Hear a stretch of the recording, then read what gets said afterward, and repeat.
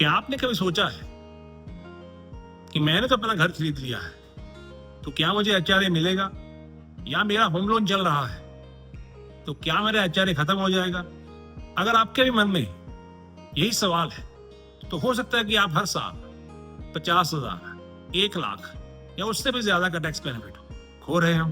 आज मैं आपको एक ऐसी कहानी सुनाने वाला जो भारत के लाखों नौकरी पेशा लोगों की कहानी है, और इसी कहानी के जरिए हम समझेंगे कि कब एचआरए मिलता है, कब होम लोन का बेनिफिट मिलता है, कब दोनों साथ मिलते हैं और कब इनकम टैक्स डिपार्टमेंट आपका क्लेम रिजेक्ट भी कर सकता है। वीडियो को एंड तक देखिएगा, क्योंकि वीडियो के एंड में मैं आपको बताऊंगा वो 5 गलतियां जो आपको आईटीआर भरने से पहले कभी नहीं करनी चाहिए।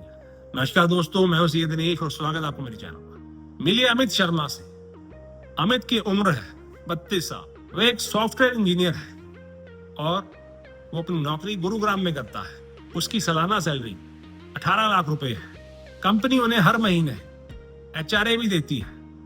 अमित का सपना था कि वो अपना घर खरीदे, हर भारतीय का होता है। उन्होंने मोहाली में एक 70 लाख का फ्लैट बुक किया है और इसके लिए उन्होंने बैंक से 55 लाख का होम लोन भी लिया है। बिल्डिंग का कंस्ट्रक्शन चल रहा था, ईएमआई भी शुरू हो गई और करीब 3 साल बाद अगस्त 2025 में उन्हें अपने फ्लैट का पोजेशन भी मिल गया। लेकिन समस्या क्या थी? उनकी नौकरी अभी भी गुरुग्राम में थी।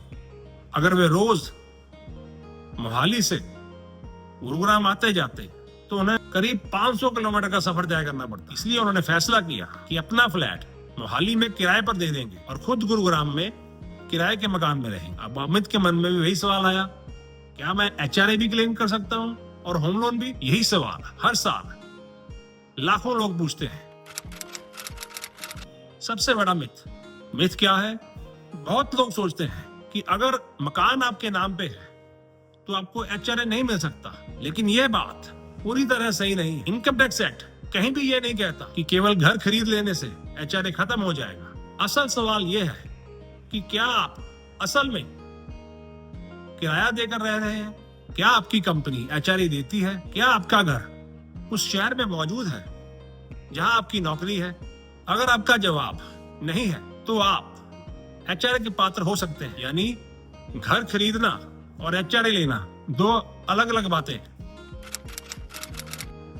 एचआरए को एग्जाम्पल से समझते हैं। मान लीजिए अमित हर महीने 28,000 रुपए किराया देते हैं और कंपनी उन्हें 35,000 रुपए एचआरए देती है।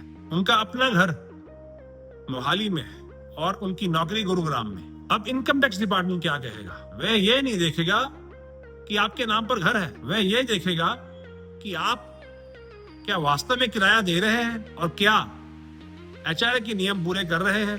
अगर हाँ तो एचआरए एग्जम्पशन मिल सकता है। लेकिन अगर अमित अपने ही घर में रह रहे हो और फिर भी फेक रेंट रिसीट बनाकर एचआरए क्लेम करें तो ये टैक्स इवेजन माना जाएगा।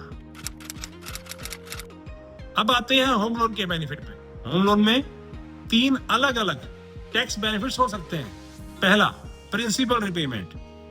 ओल्ड टैक्स रिजीम में अंडर सेक्शन 80C के तहत 1.5 लाख तक, लेकिन याद रखिए कि पोजेशन के बाद दिया गया प्रिंसिपल ही एलिजिबल होगा इस रिडक्शन के लिए। दूसरा, इंटरेस्ट रिडक्शन। मान लीजिए कि अमित ने साल भर में कोई 4,80,000 इंटरेस्ट दिया, उनका फ्लैट किराए पर है।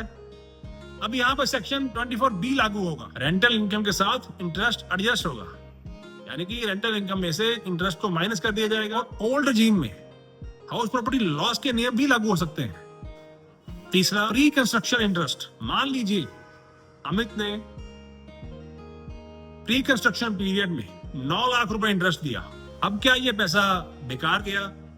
बिल्कुल नहीं। पोजेशन मिलने के बाद इस 9 लाख में से 1/5 यानी कि 1,80,000 5 सालों तक क्लेम किया जा सकेगा।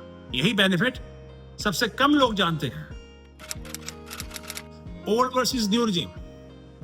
इसे हम 2 लोगों की कहानी के साथ समझेंगे। अमित और रोहित, दोनों की सैलरी 18 लाख रुपए है, दोनों का होम लोन चल रहा है और दोनों को ही एचआरए मिलता है। लेकिन अमित ने ओल्ड रिजीम चुनी और रोहित ने न्यू रिजीम चुनी। अब क्या हुआ? अमित को मिला एचआरए का बेनिफिट, 80C का बेनिफिट होम लोन का बेनिफिट, होम लोन की इंटरेस्ट का बेनिफिट, हाउस प्रॉपर्टी लॉस का सेट ऑफ। लेकिन रोहित को एचआरए नहीं मिला, एटीसी नहीं मिला, प्रिंसिपल बेनिफिट नहीं मिला, इंटरेस्ट का फायदा भी सीमित हो गया। यानी टैक्स रजीम चुनना केवल टैक्स स्लैब देखने से नहीं होता, पूरी कैलकुलेशन करनी पड़ती है।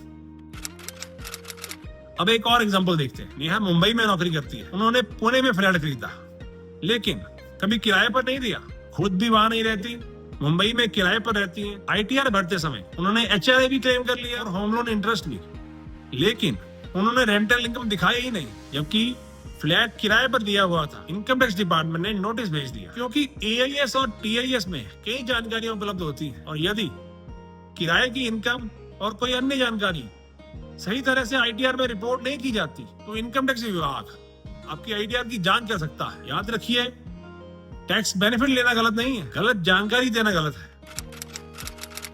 आईटीआर भरते समय इन 5 गलतियों से बचें। पहली गलती, फेक रेंट रिसीट कभी मत लें। दूसरी गलती, होम लोन इंटरेस्ट कभी भी गलत मत दिखाएं, कभी भी एक्सेसिव इंटरेस्ट मत क्लेम करें। तीसरी गलती, प्री कंस्ट्रक्शन इंटरेस्ट का भूल जाना। चौथी गलती, रेंटल इनकम ना दिखाना, भूल कभी भी ना छुपाएं, क्योंकि इनकम टैक्स विभाग से कुछ भी छुपता नहीं है।